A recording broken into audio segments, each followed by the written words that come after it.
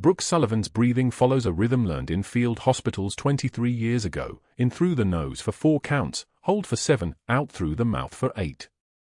The fluorescent lights of Mercy General Hospital hum above her as she moves through the ICU corridors at 6:15 in the morning, before the day shift rushes in with their phones and their noise and their questions. Her scrubs are navy blue, starched, unremarkable. Her badge reads ICU nurse with no additional certifications listed. That's intentional. The controlled breathing keeps her heart rate steady even though she hasn't slept in 31 hours. Controlled breathing is information. Controlled breathing is survival. Portland rain hammers the windows as she arrives, the sound like applause for a performance only she understands. She moves past the nurse's station without looking at the board, without checking her phone, without making eye contact with the third-shift residents who are already counting down their last 2 hours. Her hands shake slightly as she unlocks her locker on the 4th floor, a door number 47, a number that means nothing, chosen specifically because of that meaninglessness. Inside, tucked beneath her spare compression socks and the old CPR certification she renewed last month, sits a pair of worn combat boots. Desert tan, salt-stained from sweat and mortar dust, the right heel worn down a 1/4 inch lower than the left from a limp that doesn't show anymore because she learned how to hide it.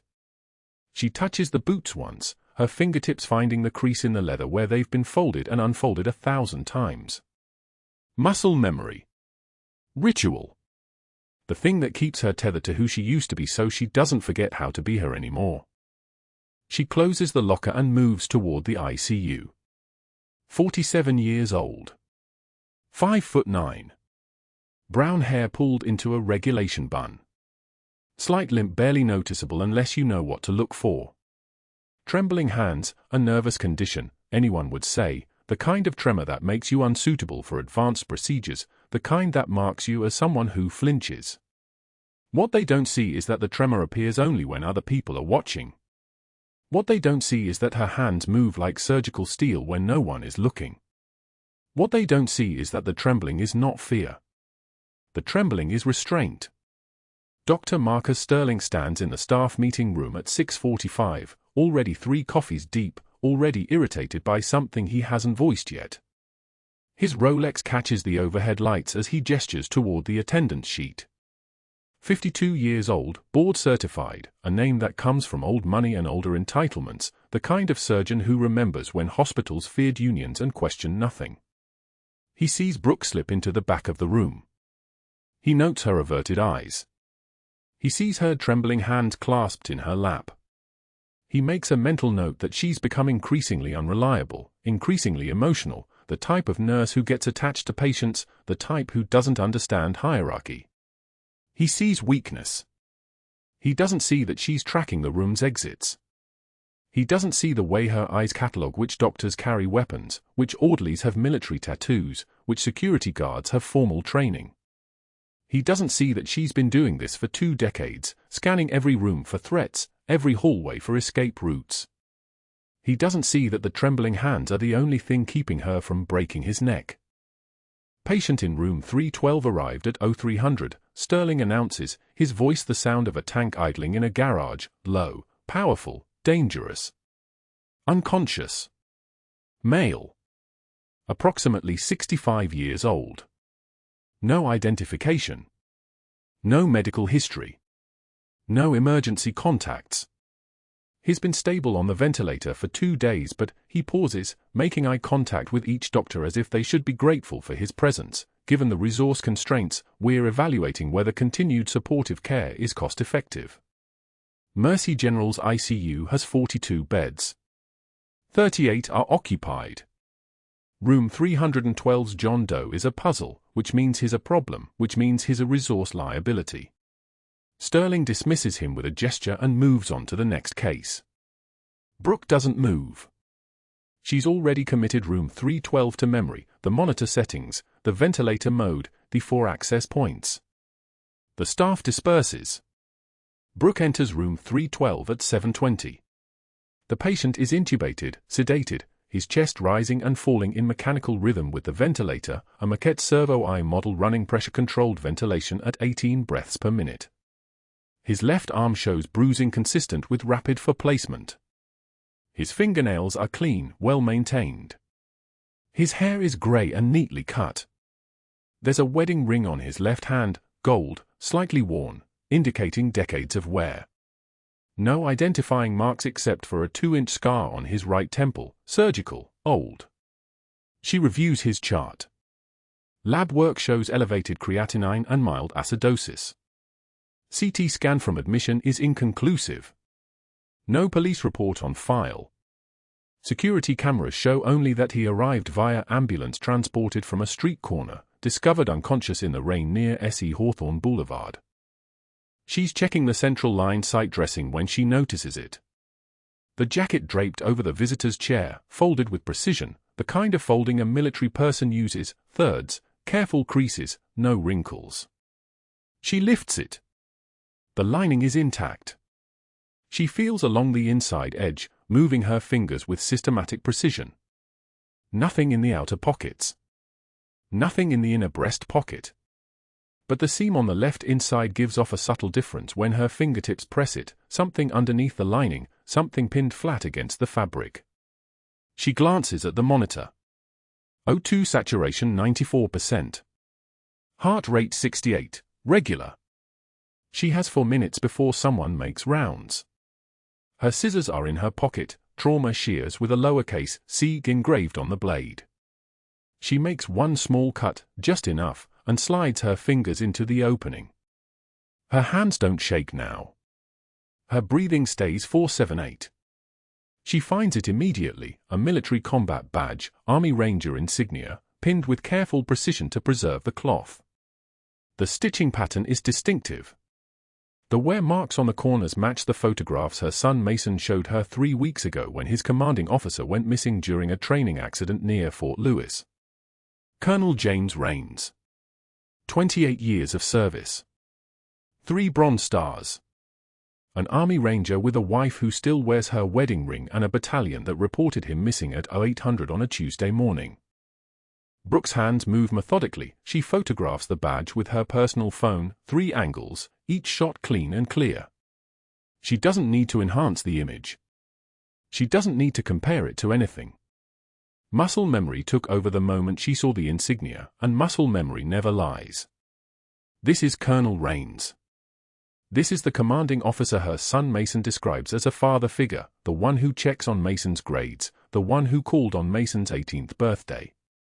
This is the man who went missing 3 weeks ago, and now he's unconscious in room 312 at Mercy General with no identification except a badge pinned inside his jacket like a lifeline.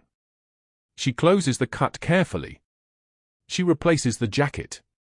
She documents the monitor readings in room 312's chart with clinical precision, time, vital signs, ventilator settings, medication levels. She notes nothing about the badge. That's not her job. Her job is to report up the chain. Her job is to follow protocol. Her job is to not overstep clinical boundaries and attempt to interfere with hospital administration. She knows these rules because she's broken them before, in a different life, in a different uniform, and the price of breaking them was her name, her record, her existence. She finds Dr. Sterling reviewing charts at the nursing station at 7:52. His coffee is still steaming. His Rolex catches the light again as he glances up at her arrival, and his expression shifts from neutral to dismissive in the space of a heartbeat. She has perhaps 90 seconds before his focus moves elsewhere, before the day shift arrives and the noise becomes impossible to breach. She speaks quietly, only loud enough for him to hear, 9 words, all of them precise, all of them following protocol. Dr. Sterling. Patient in 312. Combat badge suggests Army Ranger. He doesn't look up from his chart. She continues, her voice staying level, deferential, the voice of a nurse speaking to a doctor. Insignia matches missing person from Fort Lewis. 3 weeks ago. Recommend military liaison contact. Sterling finally glances at her. His expression is the kind of cold that doesn't require temperature. Nursing doesn't identify patients, Sullivan. That's police work. That's administration. Not your scope. Yes, sir. What you do is maintain the 4, monitor the ventilator, and report vitals to me. Everything else is above your pay grade. Understood, sir. He returns to his charts. She returns to room 312. The room went dead silent except for the ventilator's wheeze and the soft beep of the cardiac monitor ticking down the seconds.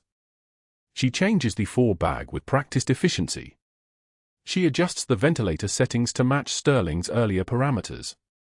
She documents everything in the chart with handwriting that shows no tremor, no fear, no indication that she just identified a missing commanding officer who's been unconscious for 48 hours while his family waits for news that will never come if Dr. Marcus Sterling decides that continued supportive care is no longer cost-effective. The day shift arrives. The corridor fills with voices and equipment carts and the sound of shoes clicking against linoleum tiles. Brooke maintains her position at the vital signs monitor, watching the waveforms trace their steady rhythm across the screen. Colonel Rain's heart rate stays 68. His blood pressure holds at 102/64. His oxygen saturation climbs to 96%. Somewhere in the morning staff meeting, Dr. Sterling is mentioning to the attending physician that the room 312 patient remains stable but resource questionable. Somewhere in that conversation, a decision is being made about whether a comatose John Doe is worth the hospital's time and money. But that wasn't the worst part. Brooke touches the photo on her personal phone one more time, confirming the badge image is saved, confirming the evidence exists outside of this room, outside of this hospital, outside of any system that Dr. Sterling might control or influence or demolish on his way toward whatever it is he actually wants from this moment. Dr. Sterling stands in the doorway of room 312, his voice deliberately pitched loud enough for the 2 family members gathering belongings in the hallway to hear every word. His tone carries the precision of a surgeon, clinical, cutting, designed to wound without leaving visible marks. Nurse Sullivan, your tendency to play detective with patient belongings is exactly the kind of liability that gets hospitals sued. Brooke takes one measured breath, her hand steady on the patient's chart. The fluorescent lights hum overhead like insects trapped in glass. Sterling continues, his voice climbing, I've reviewed your notes. You've documented speculation about military service based on what? A piece of costume jewelry. She meets his eyes. There's no tremor in her voice when she speaks, just the flat certainty of someone stating fact. That's an authentic Ranger combat badge, Doctor. My son serves under a Colonel James Rains who went missing 3 weeks ago during a training accident near Fort Lewis. I'm suggesting we contact military liaisons before this man dies without his family knowing who he is.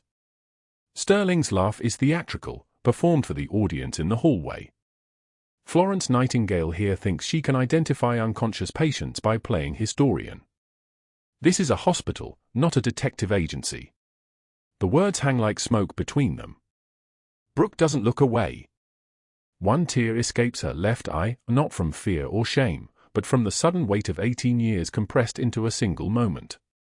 She wipes it with the back of her hand without breaking eye contact, her jaw tight as piano wire. When she speaks, her voice is devastatingly calm, each word placed with surgical precision. Colonel Rains would want his family notified before he dies, but I suppose policy matters more than honor.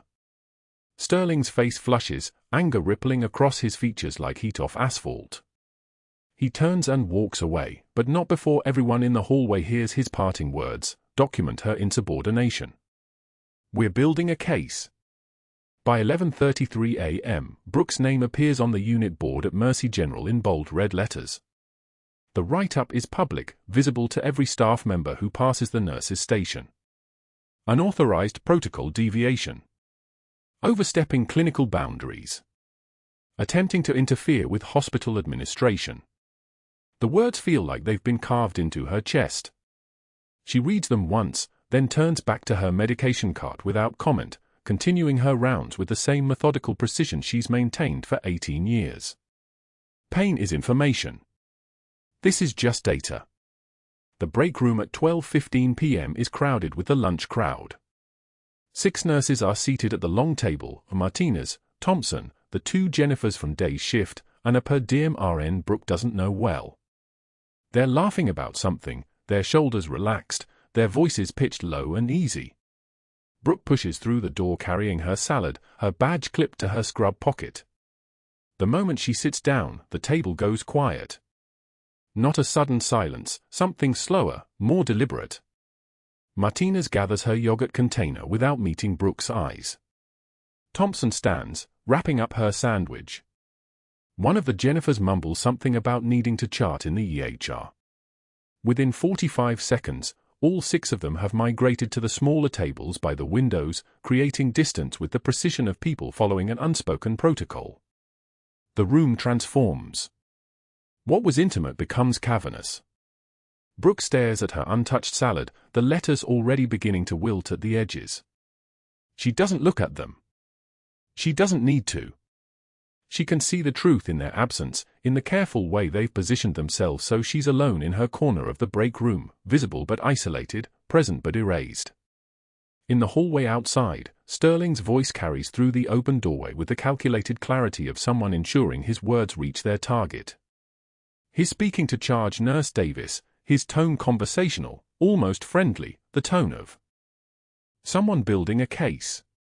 I need you to document every interaction with Sullivan from this point forward. Every decision, every patient contact, every conversation. We're building a pattern here. Her insubordination threatens our accreditation status. The Joint Commission reviews in 90 days. We can't have this kind of unprofessional behavior on the unit. Davis's response is inaudible, but Brooke hears her own name spoken again, softer this time, with something that sounds like pity.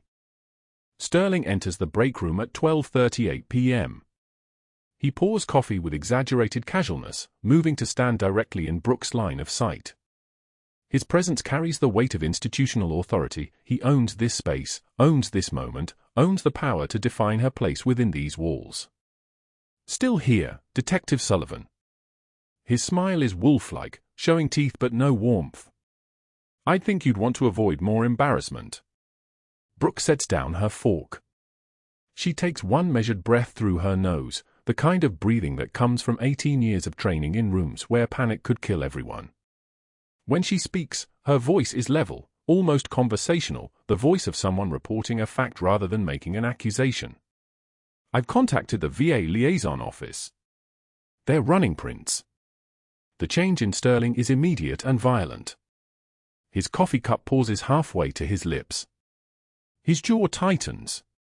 Color floods his face like a door opening onto rage. You did what? Without authorization? You've just violated HIPAA regulations by disclosing protected health information to an outside agency without proper channels. He sets his cup down with enough force to slosh coffee across the counter. That's a federal offense, Sullivan. I'm documenting this as a formal write-up for violation of patient privacy. You understand that this is grounds for immediate termination. He doesn't wait for her response. He storms from the break room, his shoes striking the tile floor in sharp, angry staccatos that fade toward the administrative offices. The silence that follows is absolute. The hum of the refrigerator behind Brooke is suddenly audible, the white noise of machinery, of systems running in the background, of hospitals continuing to function regardless of the individual human beings moving through them. Brooke sits alone at the long table for the remaining 28 minutes of her lunch break. She doesn't eat. She doesn't check her phone.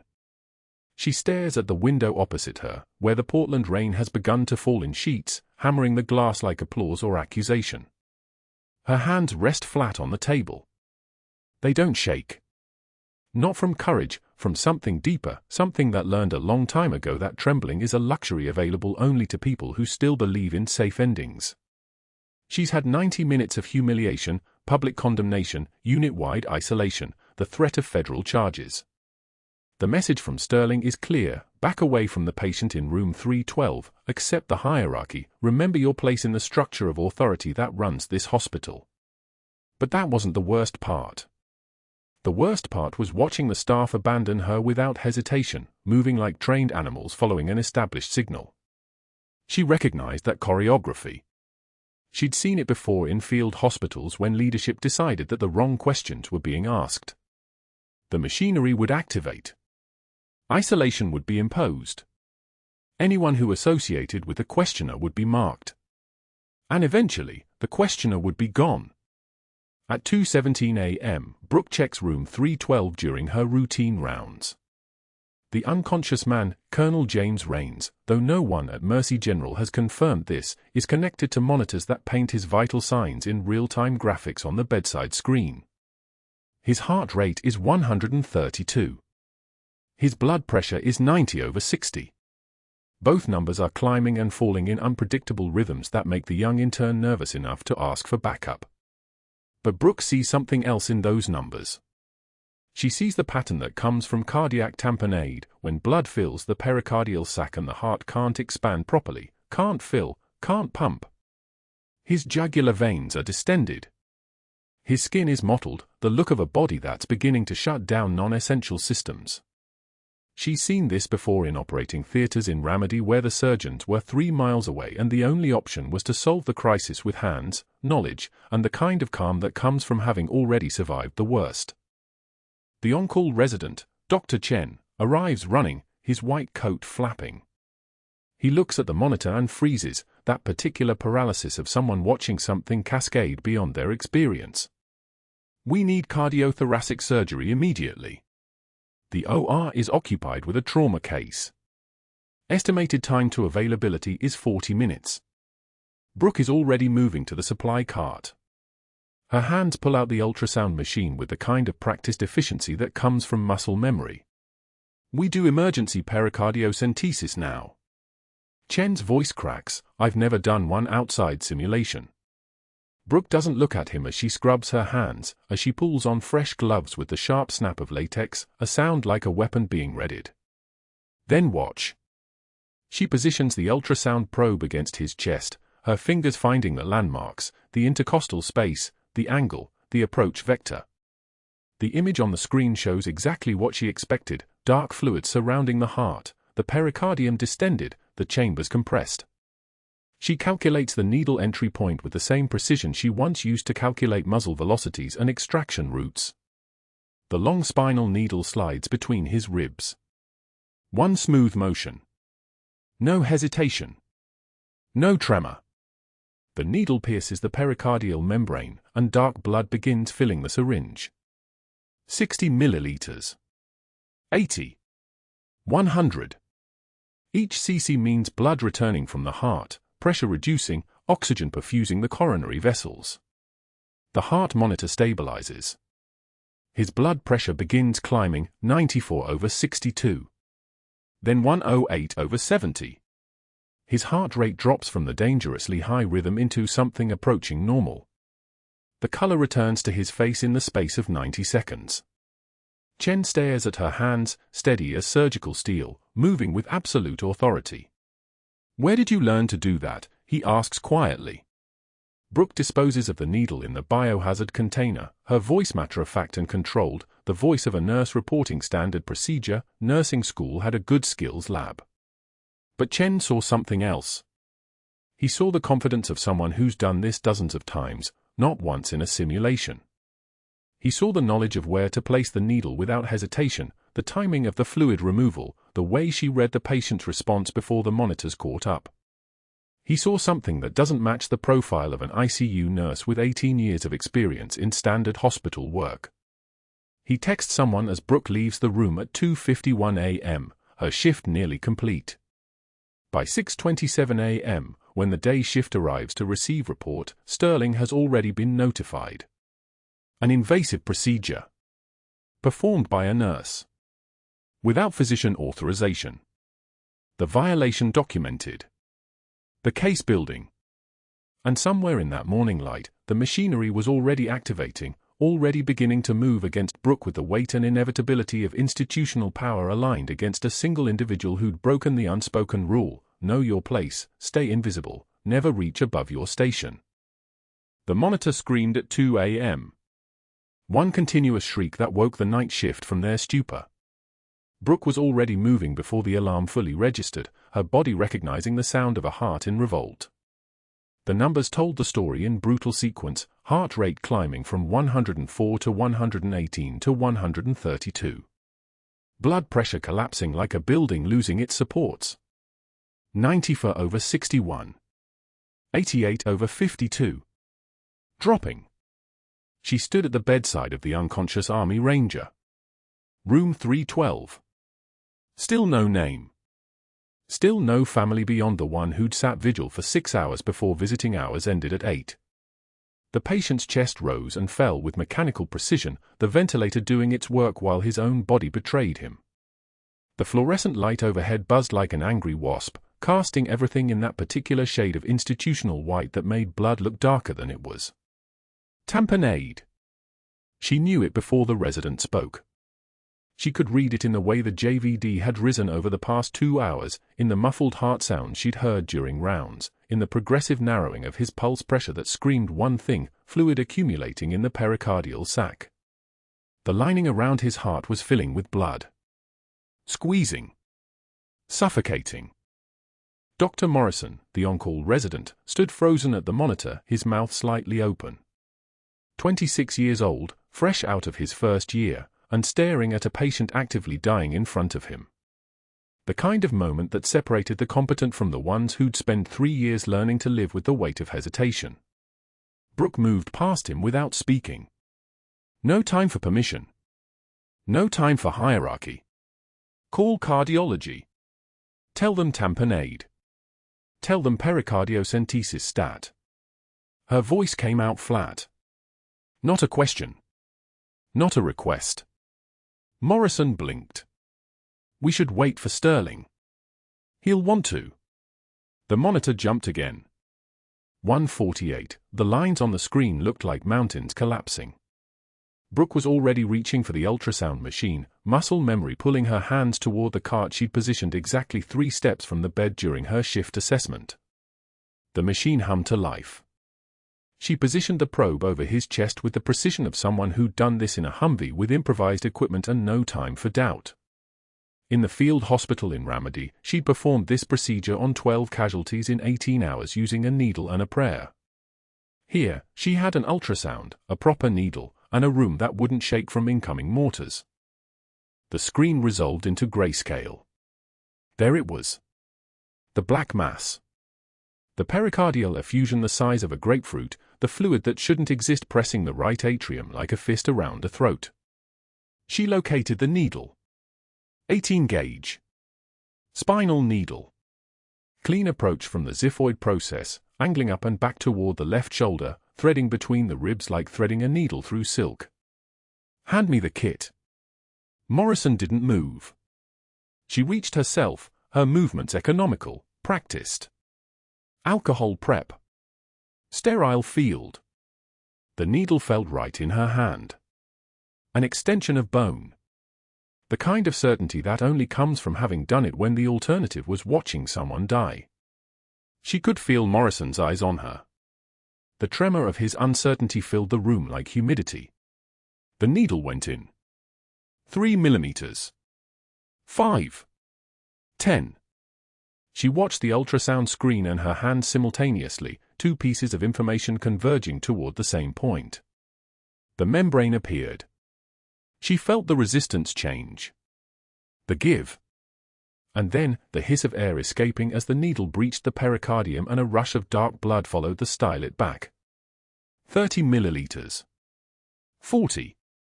The color darker than normal blood because it had been sitting there, dying, oxidizing in the pressure. Each milliliter that drained was another percentage point of pressure released from around his heart. The monitor responded immediately. The rate came down. 144, 138. 127, the blood pressure began its climb. 92/54. 98/58. 104/62. She secured the needle with tape that felt like she was performing a prayer with her hands. Morrison stood there staring, his face the color of fresh gauze. Get me a 4x4 and tell Morrison to get me another liter of type O negative. Her voice hadn't changed. Still flat. Still calm. The voice of someone who'd made decisions that ended lives and saved them without the luxury of hesitation. She didn't watch Morrison leave. She didn't acknowledge the way her hand stayed steady while his visibly trembled as he passed. She kept her eyes on the monitor. On the numbers that were correcting themselves. on the sinus rhythm that was reasserting dominance now that the pressure was releasing. The patient's oxygen saturation climbed. 89, 93. 96, his fingers, which had been mottled and cold, began to pink beneath her gloved touch. What happened next, she learned at 7:36 a.m. when the hospital attorney called the emergency board meeting, was the activation of a different kind of network. The kind that moved through phone lines and golf foursomes and quiet conversations in hospital corridors. By 8:16 a.m., Dr. Sterling had already placed the first call. The voice on the other end of that call belonged to Robert Blackwell, the hospital's board chairman, a cardiologist who'd attended medical school with Sterling's older brother and who owed him at least 6 dinner invitations worth of goodwill. Sterling's tone was carefully modulated, not angry, which would seem emotional, but concerned. Deeply, clinically concerned about liability. An unauthorized invasive procedure performed by a floor nurse. The words carried the weight of malpractice suits and insurance premiums. She recognized military insignia on the patient and made assumptions beyond her scope of practice. Then she contacted federal agencies without authorization. And now, Bob, the young resident, is being trained to believe this is acceptable medical decision-making. We have a liability exposure that could cost us our accreditation status. The second call went to Margaret Chen, the board's quality assurance officer and Sterling's regular foursome partner at Riverside Golf Club. The message was identical. The concern was real. The poison, distributed equally. By 10:48 a.m., the chief nursing officer had received calls from both board members. The instruction was clear: immediate termination review. By 11:44 a.m., Sterling had placed a call to Portland State University School of Nursing, speaking with the director of clinical placements, a woman named Dr. Patricia Okonkwo, who'd written Brooke's clinical evaluation 14 years ago. "I'm concerned about a nurse we employed who was in your program," Sterling said. "Did she ever demonstrate instability? Boundary issues? Difficulty accepting authority? We're reviewing an incident where she performed an invasive procedure she wasn't credentialed for, and we're trying to establish a pattern." Okonkwo's voice on the phone sounded confused. "Brooke Sullivan?" "No. She was excellent. Exceptional, actually. One of the finest students I've supervised." "What incident?" Sterling's voice remained steady. "I'd prefer not to discuss active personnel matters. But her file noted some military service. Did that ever manifest as difficulty integrating into civilian protocols?" The seed was planted. The question itself contained the accusation. By 1:02 p.m., Sterling had contacted the external investigator, bringing in someone from a healthcare consulting firm based in Seattle named Harrison Healthcare Solutions, the kind of firm that existed specifically to build documentation for cases that needed to look airtight by the time the legal team reviewed them. The investigator, a middle-aged man named Victor Cross with steel-gray hair and the accent of someone who'd spent 20 years reviewing cases in hospital systems, arrived at Mercy General at 1:36 p.m. He occupied the second-floor conference room and spread a laptop across the mahogany table like a threat. Sterling provided him with a copy of Brooke's employment file and, more importantly, provided his own testimony in writing. Nurse Sullivan admitted she recognized military insignia and made assumptions beyond her scope of practice. She contacted outside agencies without authorization. She performed a procedure she was not credentialed for. This represents a catastrophic liability nightmare. I've documented her pattern of insubordination and autonomous decision-making that threatens patient safety. The pericardiocentesis was performed without my authorization despite hospital policy requiring physician oversight for all invasive procedures. By 2:15 p.m., Cross was requesting every incident report from Brooke's employment, every performance review, every peer feedback form filed in the past 3 years. He wanted to establish a pattern.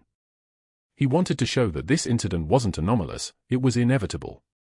The product of a nurse who'd always been too willing to step outside her lane. He wanted to turn one decision made in a moment of crisis into evidence of systemic misconduct.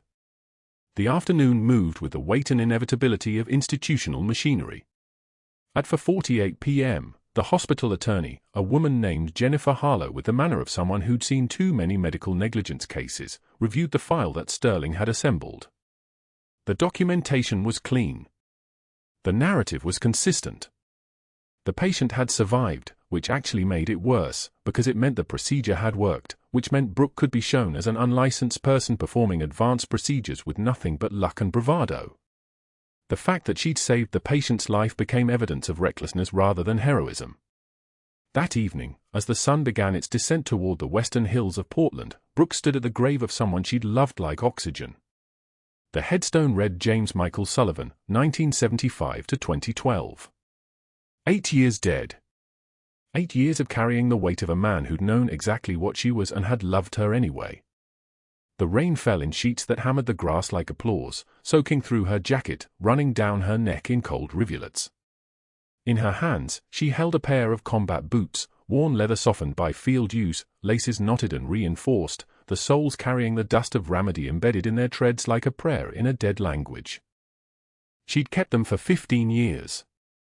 Through the false identity, through the nursing school, through the marriage and the loss and the years of pretending to be someone smaller than she was. The boots were the only thing that proved she'd ever been real. "I saved his commander," she whispered to the stone. To the man underneath it. To the version of herself that had died the day the order came through to disappear. And they destroyed me for it. I failed us. I failed our son. I failed everything you believed I was. The rain answered her with silence. In the distance, a siren wailed, the sound of someone else's emergency, someone else's crisis. The machinery was still moving.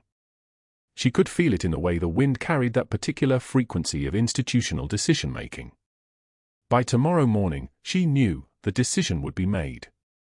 The pattern would be established. The narrative would be complete. She knelt in the mud, pressing the combat boots to her chest, and felt the weight of 15 years of invisible survival press down harder than any rain could manage. The attorney's hands trembled as he slid the termination letter across the conference table at 5 o'clock sharp. The fluorescent lights above hummed their mechanical dirge, casting shadows under Brooke's eyes that made her look older than 38. Sterling stood behind the attorney's chair with his arms crossed like a victor at a coronation, his white coat pressed sharp enough to cut glass. The letter sat between them on the polished table, a single sheet of Mercy General letterhead, thicker than it should have been, heavier than physics could explain. Effective immediately, the attorney read, his voice steady only by professional practice. Terminated for cause. Performance of procedures outside scope of practice. Unauthorized contact with external agencies regarding patient information. Pattern of insubordination and boundary violations. He pushed the letter closer. You'll need to sign the acknowledgement. Your benefits end at midnight. Brooke took one measured breath. Then another. Her hands rested on the table like surgical instruments waiting for their moment, steady as a laser, and she didn't reach for the letter yet. Sterling's jaw tightened. He wanted her to break. Wanted trembling hands and a cracking voice, evidence that he had won. Instead, she spoke with the kind of calm that comes from having already survived the worst. The patient's name is Colonel Derek Raines. Army Rangers. His wife Sarah has been searching for him for 3 weeks. Brooke's eyes met the attorney's first, then drifted to Sterling like a weapon finding its target. He's alive because I saved him. Sterling leaned forward. The leather of his shoes creaked against the polished floor. He's alive because Dr. Chen supervised an emergency procedure that happened to involve you. His voice carried the weight of a man who'd spent 15 years perfecting the art of making smaller people feel invisible. You were merely the hands, Ms. Sullivan. Competent hands, perhaps, but hands nonetheless. And now you're merely unemployed. She picked up the pen. It was a Mont Blanc, expensive, the kind of thing that announced ownership. Brooke signed her name in the acknowledgement box without hesitation, a signature that looked nothing like the woman who'd been hired 3 years ago, all careful letters and nervous loops. This signature was clean. Final. The signature of someone who'd already said goodbye to Mercy General before she ever walked in. You understand, the attorney continued, that the investigation found substantial evidence of your pattern of autonomous decision-making. The external auditor's report specifically noted your failure to report military insignia discovery through proper administrative channels. You essentially diagnosed a patient based on facts, Brooke said quietly. The sentence hung between them like a blade that had finished falling. Sterling's face went the color of old bronze. Facts aren't your job. Nursing is your job. Protocol is your job. Brooke stood. The chair scraped backward with a sound like bones shifting. Then I'm glad I'm not a nurse anymore. The security guard, Marcus, the one who'd smiled at her every morning for 3 years, who knew she always took her coffee with 1 sugar and cream, handed her the cardboard box at her locker. His face carried the peculiar pain of a good man forced to do a bad job. Inside the box, the coffee mug from her desk, a faded photograph of her son from last year, the badge pin she'd worn for surgical protocols, 3 unopened protein bars she'd never gotten around to eating. I'm sorry, Brooke, Marcus said. His voice sounded like he meant it. She nodded once and didn't ask him to explain. Some apologies are made for the apologizer's sake, not the recipient's. Evening came like a bruise spreading across Portland. The rain started somewhere around dusk, soft at first, then insistent, the kind of rain that doesn't ask permission. Brooke drove not to her apartment or to Mason School or to any place a living person might go. She drove to Forest Lawn Cemetery, where the headstone stood in perfect rows like a military formation that never got to stand down. The mud at her husband's grave clung to her shoes like something trying to hold her in place. Michael Sullivan had been killed 8 years ago in what the official report called a training accident at Naval Base Kitsap, a report that said nothing and meant everything. She knelt in the mud, rain mixing with something that wasn't rain, and pulled the combat boots from the paper bag she'd kept them in since 2008. They were worn past any reasonable definition of serviceable, the leather creased in patterns that matched the shape of feet she no longer had. These boots had walked through Ramadi's Jolin district. They'd carried her through buildings where the smell of cordite and copper blood had been the only honest thing in any room. I saved his commander, she whispered. The rain intensified, hammering the cemetery like applause or accusation. And they destroyed me for it. Her voice broke. Not from grief, she'd learned 15 years ago how to separate grief from sound, but from something harder to name. The betrayal of her own body, crying when she'd trained it not to. The rain fell through her hands and onto the stone that read Michael James Sullivan, beloved husband, beloved father, forever in service. I failed us, she continued, and her throat felt like something broken inside a beautiful machine. I failed our son. I failed everything you believed I was. She pressed her forehead against the boots. The leather smelled like thyme and salt and places where mercy didn't have a foothold. You said I was the strongest person you knew. You told Mason his mom was the kind of woman who didn't break. And I let a man in a white coat erase me without fighting back. I let him make me look small. The rain poured harder. Thunder rolled across the city like artillery, distant enough to be safe but close enough to remember.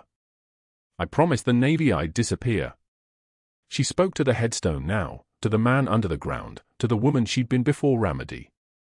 15 years, Michael. I disappeared so completely that I became invisible.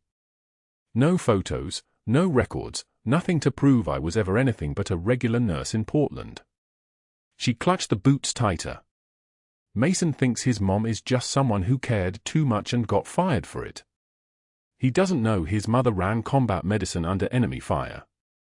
He doesn't know I made decisions in those streets that saved 12 people and cost 3 lives that couldn't be saved.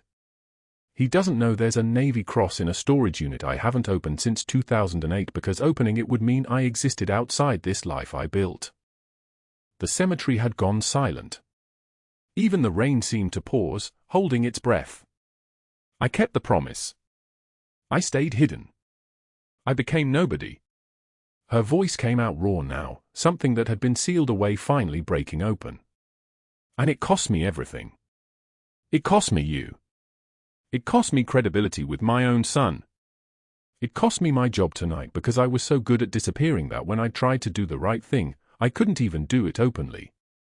A man I worked with for 3 years, a man I never challenged, never questioned, always deferred to, he destroyed me because he could. Because I had no authority to stand on. Because I wasn't allowed to say who I was. She pressed the boots against her chest as if she could press them through her ribs and back into her heart where they'd been carved the moment she'd walked off the UH-60 Black Hawk in 2008 and became someone else's life. Rain streaked her face. Her hands, which had held countless lives together, trembled now not from fear but from the weight of 15 years of enforced silence finally demanding to be heard. But that wasn't the worst part. The worst part was that she was right. Sterling didn't know. The hospital attorney didn't know. Even Marcus hadn't known. Nobody at Mercy General knew what she actually was. Which meant she'd failed at the only mission that mattered, protecting the people she loved by staying invisible. By tomorrow morning, if Sterling made one phone call to the wrong people, if that external investigator had dug deep enough, if someone had connected dots that Brooke never thought anyone would connect, the Navy would know she'd surfaced. After 15 years of burial so complete that even her own son's commanding officer hadn't recognized the senior chief petty officer standing right in front of him, she would no longer be hidden. The one promise she'd made to the Navy Department, stay dead, stay quiet, stay gone, was about to be broken. And she'd broken it not through sabotage or choice, but through the simple act of saving a man's life. Brooke was emptying her locker when the front entrance doors exploded open. Mason, 17 years old, carrying a locked metal case, his voice cracking across the lobby like he was announcing the end of the world. "Mom, they need to see these. I don't care what you promised the Navy, they fired you for saving someone's life." The fluorescent lights hummed their indifferent hum. Everything stopped. A family waiting for discharge information. 2 custodians pushing a cleaning cart. A resident reviewing charts. All of them turned. Brooke's hands froze on the locker door. Her son stood in the center of that lobby like he'd just detonated something, trembling not from fear but from the sheer force of a secret he couldn't contain anymore. He opened the case. Inside, sealed in clear plastic sleeves, was her entire life compressed into documents she'd buried 15 years ago. Discharge papers. Service records. Medical certifications.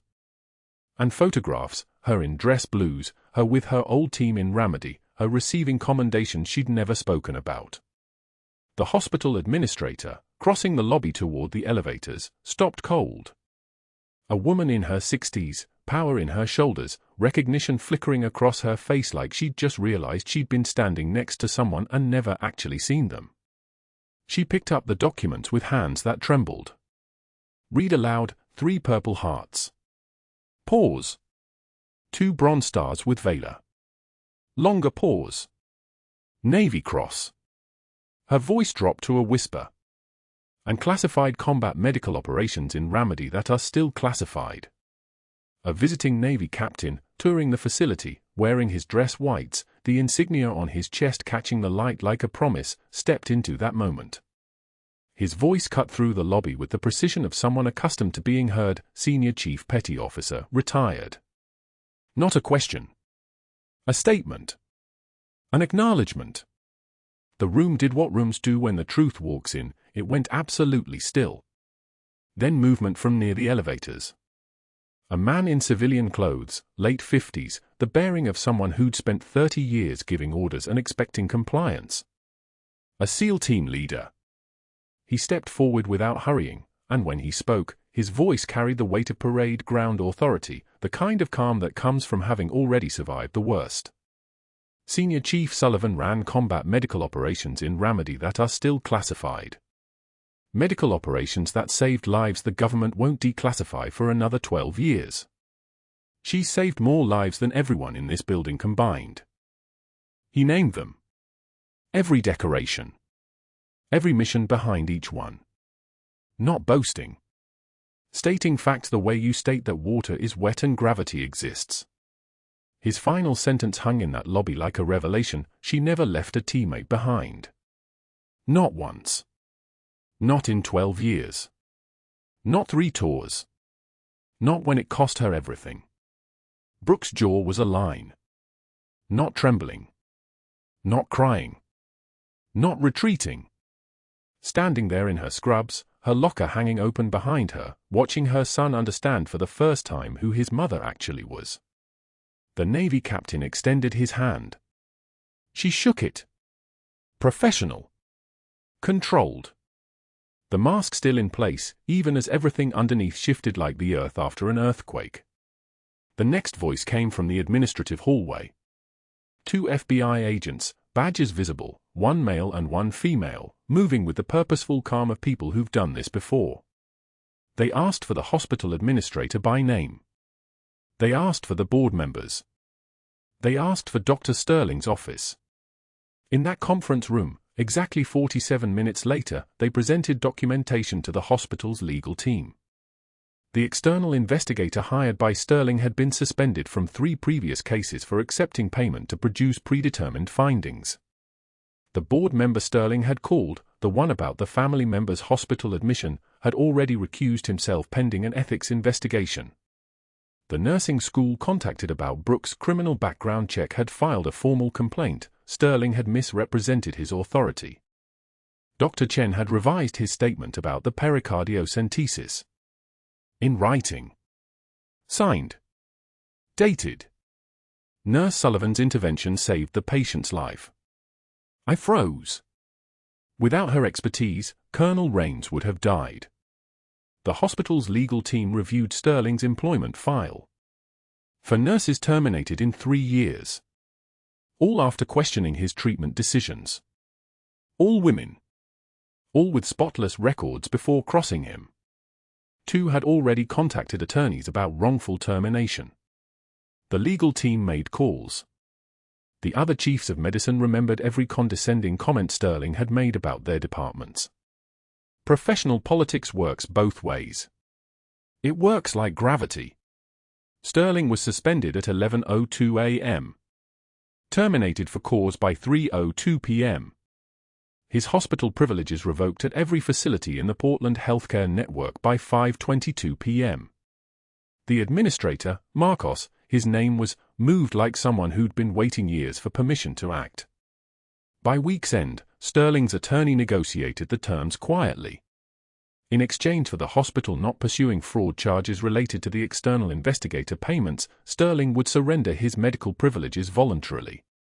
The narrative, he was pursuing other interests. The only position he could find that didn't require references from Mercy General was teaching CPR certification courses at Portland Community College. $18 an hour. Demonstrating chest compressions on plastic dummies for nursing students who checked their phones during his lectures. The irony had teeth. Meanwhile, the Army's VA liaison confirmed the obvious: the John Doe in room 312 was Colonel Derek Rains. His wife Sarah arrived from Fort Lewis 3 hours after the confirmation. She found Brooke in the ICU and held her hands like holding onto a life raft. Sobbing. Grateful. Real. Brooke gave Sarah the pair of worn combat boots. The ones from her final deployment in Ramadi. These are from my last deployment. Your husband would understand what they mean. Colonel Rains woke up on day 6. His eyes opened. His wife was there. His commanding officer's combat badge was evidence, not mystery. 6 months later, the auditorium at Mercy General was full. Portland Regional EMT certification ceremony. Mason sat on stage, waiting to receive his certification. Brooke sat front row, wearing her dress blues for the first time in 15 years. The Navy uniform hung on her like something she'd never actually taken off. Like she'd been wearing it under her scrubs the whole time and finally someone had noticed. Mason gave the valedictorian speech. His voice steady. Not cracking. Not uncertain. I watched my mother save a life and lose her job for it.